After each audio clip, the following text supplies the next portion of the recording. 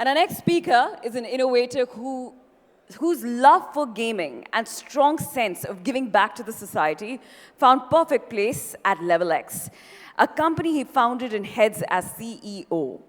Now, he has also been the CEO of leading independent game publisher in Hollywood, releasing games based on popular films, including The Hunger Games and Mission Impossible. Ladies and gentlemen, he serves on numerous industry advisory boards and speaks internationally on video games in medicine. Please give it up for Sam Glassenberg. Let's give the man a huge round of applause.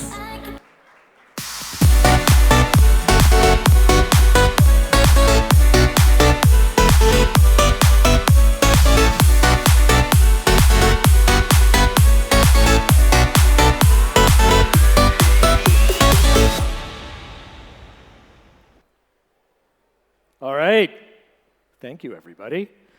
Let's get the presentation up there. All right. Good afternoon. I get to give the video games talk. And so what I want to do today is I want to explore some of the less obvious and more powerful ways that brands can leverage video games and the expertise that we've gained in the video games industry over the last 3 decades. Of course, you can use video games to increase reach. That's obvious. You might be doing that already. But often we get so tied up in impressions and CPC and share of voice that we forget what we're trying to achieve with all of this as marketers. Fundamentally, we are in the business of changing audience behavior, literally rewiring the human brain. Behavior change. This is what the video games industry is exceedingly good at, and for the next 30 minutes, we'll explore why. First, a little bit about me. I'm very lucky. I've spent my career making video games at companies like LucasArts. You can cheer, by the way, for games that you've played. Making Star Wars games. I spent many years at Microsoft where my teams, I used to run the DirectX graphics team. My team's job was to predict and plan the next 10 years of video game graphics technology. So we could go from video games that looked very computer generated at the turn of the millennium to today, where I can buy a copy of Call of Duty with a dozen soldiers on screen at once and explosions and animations, and I can zoom into the eye of one of the characters. And this is the level of detail that we're able to achieve in a modern video game. This is a video game talk, so as we go through it, we're going to level up, starting with level 1. So first, I want to quickly dispel some common myths about the reach of video games, okay? There's this myth, right? Video games, they're a toy. They're played mostly by 14-year-old boys who eventually will grow out of them. This isn't a real business. Hollywood, that's a real business. The music industry, that's a real business, not games. All right, so let's get some of this out of the way. So first off, this year, the video games industry just crossed the $200 billion mark, which means we are now bigger than the film industry and the music industry combined. And the only way you do this is if everybody is playing. So it's almost evenly split. Half of gamers are men, half of gamers are women. If you look at certain genres, female players dominate. In fact, there are twice as many women over the age of 18 that are playing video games as there are boys under the age of 18 playing video games. So when I made a game based on the Hunger Games, the most active demographic, women 35 to 40. You might not expect that. Which is why it's no surprise that over 40% of women over the age of 65 play video games. Just about everyone is playing games, and we couldn't reach an audience of 3 billion people if this wasn't the case. Video games are not a toy that you age out of. They're an entertainment medium. Even folks who claim, oh, I'm not a gamer, if you ask them, they'll say, I don't play video games. Well, do you play Wordle? Well, yeah, I play Wordle. Do you play Candy Crush? Well, okay, fine, I play Candy Crush, but that's not a game, is it? So with advertising in games, we can actually reach a full third of the world population. And games is a great way to extend the reach of our advertising, banner ads and video. But reach is the least interesting benefit of games as a medium. So this brings us to level 2. The video games industry has developed an incredibly deep discipline over the last 3 decades, and we've been testing it on 3 billion people. We have figured out the neurochemical recipe for capturing the focused attention of audiences at scale, and we've been testing this on billions of people. How many of you have played Angry Birds? Everybody should raise your hand. If you haven't played Angry Birds, download it now. All right, have you ever wondered why Angry Birds is so addictive? Like why we're still playing this video game today, a dozen years after it came out? It's evolutionary. We've evolved to play this game. What do I mean by that? Think back to the first time you played Angry Birds. What happened? Angry Bird hops in the slingshot, you pull it back, you aim it at the Tower of Pigs, you fire. And what happened the first time? You missed. And if you remember, the pigs laughed at you. Why? This made you frustrated. Second bird hops in, you aim better at the tower, you fire. You get closer to the Tower of Pigs, but you still miss. And you get more frustrated. And that third bird hops in, you aim like a champion, you fire, and it's glorious. There's explosions and animations and the pigs flying everywhere and sound effects and the music changes. All of this is deliberately designed to trigger a dopamine release in your brain that physically reinforces those neural pathways you used on the last fire. This is why 2 hours later, you can fire that bird between 2 narrow obstacles at 50 meters, and why 50 hours later, we're still playing the game. We didn't invent this concept in the games industry. This neuromechanic has existed in the mammalian neuron for tens of millions of years. This is exactly how our ancestors learned how to throw a spear. So I had by accident created one of the most popular medical training tools ever. How? I don't know. What happened? I Google it, and I discover, unbeknownst to me, they've been doing efficacy studies on this crappy game I made for my dad that shows it's improving physician performance. They're, pre-installing it on all the iPads they're giving out at all the med schools from Stanford to China. So clearly there's demand for this. And so after I sold my prior company, I started LevelX. The idea was, what if instead of just me, we took the top game designers, engineers, artists, the folks who worked on everything from Mortal Kombat to Words with Friends, and we teamed them up with hundreds of physician advisors across every major specialty to capture the challenges of the practice of medicine using video games, to use game technology and design to accelerate the adoption of new techniques and new treatments in medicine. So now we've got millions of players playing our games. The doctors are actually earning continuing medical education credit toward renewing their medical license from playing a video game while they sharpen their skills. And these games support interactive advertising. So we're working with 20 out of the top 30 life science companies and med device companies to use video game technology and design and neuroscience to accelerate the adoption curve of their products. So we help them improve the performance of one of the most difficult to reach, most complex audiences out there, doctors, medical professionals. Whether it's helping doctors understand how a certain therapy works so they're more confident in prescribing a treatment, or helping them understand how to diagnose and treat the diseases these therapies are indicated for, we are using the neuroscience of games to deliver some of the most complex marketing messages to a highly, highly sophisticated audience. Now, in every form of marketing to medical professionals, we have demonstrated that game technology and design can increase engagement by an order of magnitude. Whether it's, let's say, a sales rep meeting one-on-one with a doctor in person or remotely over Zoom, or a peer-to-peer webinar, or a conference booth, or a website, or even general advertising, which we call in healthcare non-personal promotion, we've demonstrated time and time again that we can, again, just like with movies, we can increase engagement by an order of magnitude. So doctors would normally spend, let's say, 20 seconds to watch a video that explain how a certain drug works. We can extend that to 4 to 19 minutes. We use games to increase booth traffic at medical conferences, in person or, with COVID, virtually. We can measure that doctors are actually improving performance. Let's say I'm a pharmaceutical company, I have the only treatment indicated for idiopathic pulmonary fibrosis. It's a rare lung disease. The patient journey is horrible. For 9 months, you get misdiagnosed with asthma, with COPD, as you go from doctor to doctor who doesn't recognize your disease. In the meantime, you're getting worse and worse. There's a drug that can treat it, but only if you get it early. And so we use puzzle games to train doctors at scale how to recognize that disease. We can actually trigger what's called recency bias in the brain. So doctors actually recognize diseases they otherwise wouldn't think about. So they order that test, that high-res chest CT. And so what this does is this increases revenue for the company, but also drastically improves outcomes for patients. We can actually measure, because it's all digital, the effectiveness of these campaigns, seeing how we can actually improve the way doctors prescribe, the way they choose which medical device they use or which medical device they buy.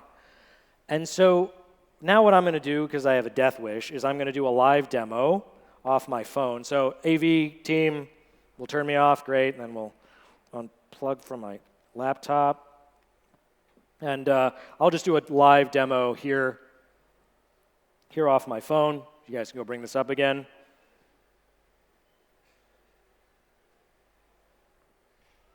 All right, this is my phone, so ignore any text messages that I get during the meeting.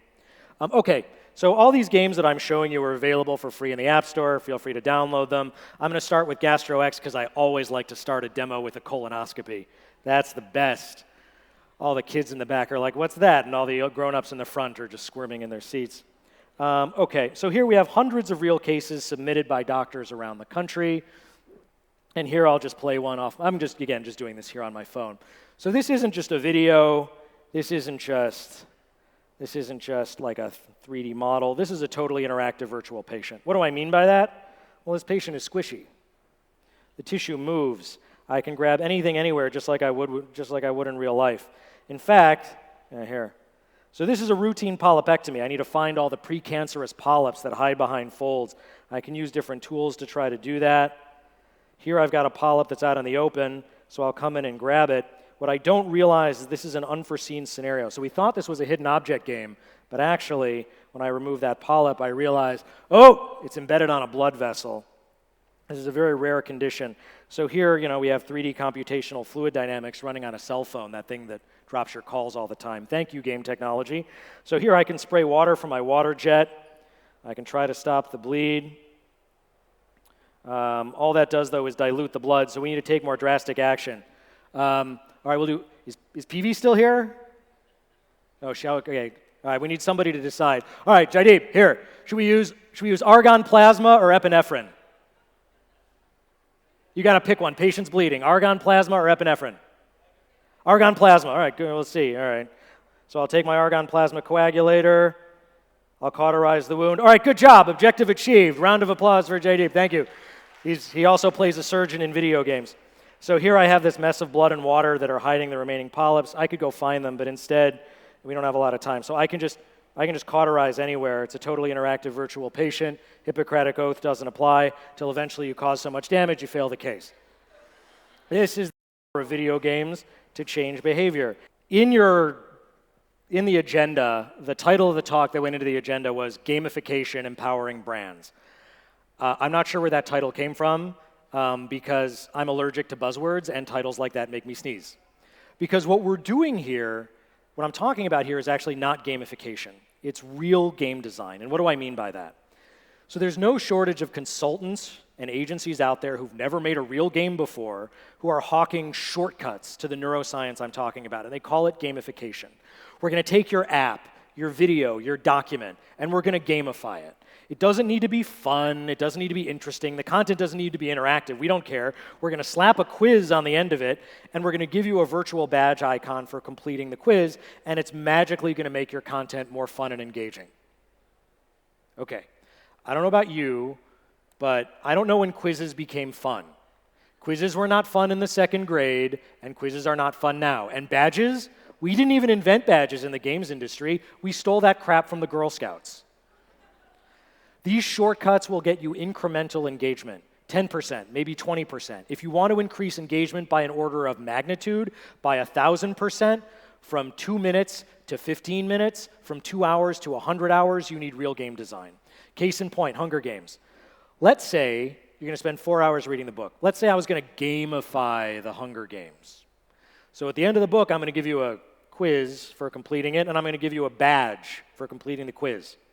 So what happens? I'm going to go from 4 hours of engagement to like 4 hours and 5 minutes.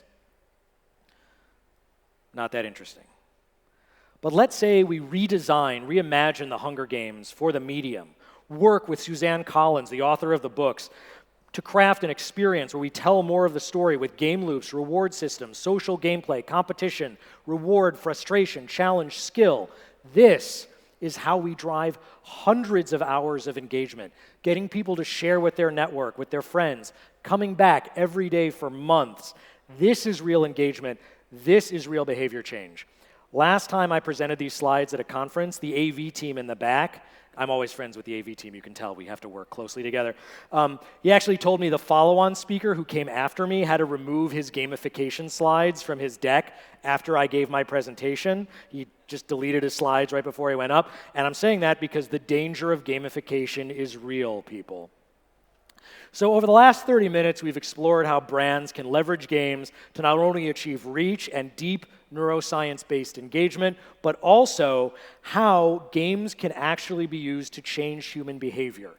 And like any force, it can be used for good and it can be used for evil. At LevelX, we're using it to advance the practice of medicine, to help doctors develop skills that they would otherwise only develop through practice on live human beings. And I would encourage all of you to find new ways to leverage these technologies and these techniques for the benefit of society. Thank you very much.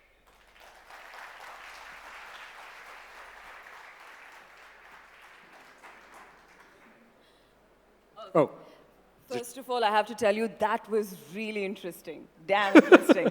Thank you so much. I would request you to please stay back on stage because we've got a question-answer round. Oh, great. And there are plenty of questions for you on our Goafest app. So if you could please join me on center stage right here.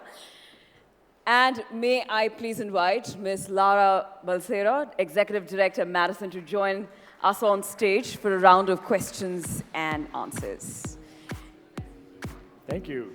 That indeed was a lovely, lovely presentation. All right, all yours. Thank you, Sam. It was an absolutely lovely presentation. Oh, wow, there are a whole host of questions. Oh, boy. Well, I'll be here till tomorrow, so you can ask me. In fact, if you catch me later after we've been drinking, you might even get a more honest answer, so try again. Well, actually, I have a 4-year-old and a 40-year-old at home, and they both fight over who gets to play the video games, and they both come complaining to me, so I don't need any convincing about video games. Okay, so let's see. The first question is from Pragnesh. In the current times, service providers offer ad-free content to promote. How do you see this for brands offering in the future without brands? Can I see the question? Yeah, sure. Of course, I have ad-free content to promote. How do you see this for brands? Oh, yes. Basically, okay, a future without brands. Yes. So, I mean, in games, we've been doing freemium content for years, where we basically we offer content for free as a means to coming into the game. So this is something that, like, if you look 3 decades ago, all of video game content came in a shrink-wrap box that you would buy for, $30, $60, whatever the equivalent is in rupees. And so, but over time, what we've discovered is by offering game content for free, we're able to drive far more engagement and a much bigger audience, hence the same lesson I learned with my medical game for my dad. So this is a trend that is here to stay. Yeah, definitely. Okay, how do you foresee education adapting gamification instead of the traditional methods? So education. This is an area where this is an area where I actually think games are very far ahead. We're sort of closing that gap in healthcare, but somebody needs to do it in education. There are a few companies that are starting to do this in interesting ways. The example I give is let's look at Pokemon Go, right? There are probably now 30 million, 40 million people in the United States that can, or however many in India, that can name 40 Pokemon characters and give you their entire backstory, but can't show you where Switzerland is on the map. you're welcome. That's because games are very good at education. It is as an indirect consequence of play, but I'm really excited to see how we can use games to drive education and learning as a more direct consequence of that play. I know that I learned way more history from Where in the World is Carmen Sandiego when I was a kid, the video game, than I ever learned in history class. Yes, correct. Okay, next question is with respect to India. So, participation in online gaming space, what's the current scenario in India? Have you done any work in India? This is my first time here. I landed wow. this morning. So, I mean, we've launched games. I mean, I know that, India is a very, very, very active gaming audience. I've launched sort of the dozens of games that I've launched. Many of them have taken off like crazy in India. Specifically, when we're doing like movie-based games, it's typically the games, obviously, where the movie is, resonating more in the Indian market. But, the Indian market is certainly, I mean, there's something like, I forget what the latest numbers were, but I think it's one of the, if not the fastest growing, one of the fastest growing gaming markets in the world. Sure. Yeah. So how would metaverse impact gamification? Wow, that's two buzzwords in one in one question. That makes my head explode. To your speech very well. Okay, gamification, metaverse. Whew. I actually have slides for this if they want. Do you want me to show slides for metaverse? We can talk about metaverse. Okay. All right, metaverse. So over the last 3 decades, the video games industry has basically distilled, we've been building all this technology to create these ultra-realistic worlds. And we've been growing massive audiences with it. As you can see, we're changing the way not only people play, but we're changing the way people learn. We're allowing, we're changing the way companies do business. So for example, I didn't show it here, but we have examples where we'll create multiplayer gaming environments at medical conferences where 200 doctors will come together and all diagnose or treat or do surgery together on a virtual patient simulated in the cloud. This is using game technology to deliver on what I would call the promise of the metaverse. But this idea that and so what we're doing is we're realizing an exciting vision of this technology. This idea that we're all going to throw on shove some brick in our head and some clunky meta headset and create a digital twin of ourselves and buy it a bunch of virtual Nike shoes and really pricey artificial real estate, that this is the future of gaming and commerce. That vision, I would say, is, as somebody who's been building the underlying infrastructure for what we're calling the metaverse, that vision is ill-informed at best and at worst is fraudulent. So again, we've been doing this in the games industry for decades, and a lot of what you're hearing about on the metaverse is from folks that have never really made a game before, have never really entertained audiences at scale anymore. And you can actually try it if you want to. You can put on a Meta headset and go into a Horizon metaverse and go to a virtual rave. And I guarantee you it will be 100 times lamer than any in-person party you have ever gone to. I'm sure. Okay, there are many questions, but I'll just ask you one last one. What was your favorite video game as a child? My favorite video game as a child. I really liked, there's a bunch of these. I really liked Duke Nukem. I don't know if anyone here has played Duke Nukem. This was like a classic game because it was the first video game that really made me laugh. And it was also this really intriguing game where you could go around. It was one of the early 3D games, but you could actually interact with anything. And I thought that was really exciting. You could break any piece of glass or open any box. And I just thought that was really cool, this idea that we could create universes that you can interact with that are almost indiscernible from reality. And so, when I went to work at places like LucasArts and Microsoft, it was really exciting for me to be able to create tools that allowed artists who, in many cases, were more talented artists than I was, to use these tools to create these universes that might abide by the rules of physics that we have here on Earth, or for example in Star Wars, where there's an entirely different rule of physics that only applies in the Star Wars universe. I don't know if you've ever watched Star Wars movies, but ships actually have to bank in space to turn. They actually have to. I don't know if you've ever seen a NASA spaceship, but in zero gravity, there's no air up there. You don't have to actually turn your ship in order to. in order to turn your direction. But in Star Wars, they've created an entire new universe of physics. And I think it's just really exciting to be able to, with game technology, we can envision these universes and let you exist in them that abide by totally different rules than the ones we have here. And for me, originally as an engineer and eventually as a business person, my sort of calling in life has been, how do I create tools and technologies so the hardware or the tech does not become the limitation of what a creative visionary like, let's say George Lucas or creative game designers want to be able to achieve, and the entertainment and experience they want to create for their audiences. Well, Great, Sam. Thank you so much.